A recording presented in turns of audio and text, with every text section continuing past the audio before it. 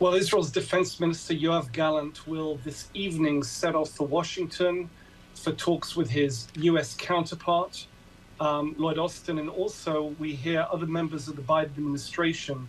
This is an especially fraught period in this alliance because while the Biden administration has been very supportive of Israel's war effort in terms of supplying weaponry, moral support, diplomatic support, the sides have been locking horns at times about specific moves, including this move into Lebanon on the ground over the last week by the Israelis, including how Israel might carry out its threatened retaliation for Iran's 180 ballistic missiles that were fired also just a few days ago.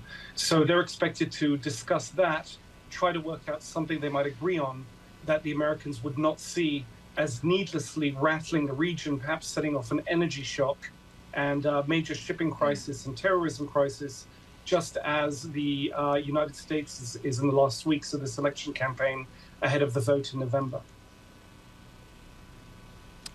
Should we be surprised, Dan, that Israel has not yet responded against Iran for that missile attack? I kind of thought we would have seen something by now. That has been said. On the other hand, this is a pretty weighty period. Attacking Iran again, it's worth remembering that the Iranian ballistic missile salvo of last week was the second such attack by Iran. It conducted one in mid-April, to which Israel responded with a very low signature. In fact, the Israelis, to my knowledge, never acknowledged it.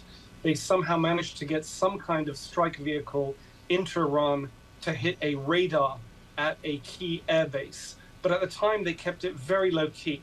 So the question is, would they do it again now, or would it have to be something pretty spectacular in order to register as a deterrent?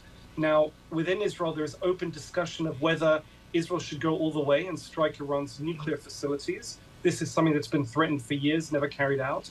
Or the oil facilities, or go for something more limited, military politics and all that. This is really not something anyone would enter into rashly. I think the Israelis will be very careful to keep the Americans on side. And that is the reason for this trip. And with the pace of this war, I imagine even if the attack is carried out today, next week, in a month, it'll still be seen as half of the course when it comes for this current standoff, or I should say face-off between Israel and Iran.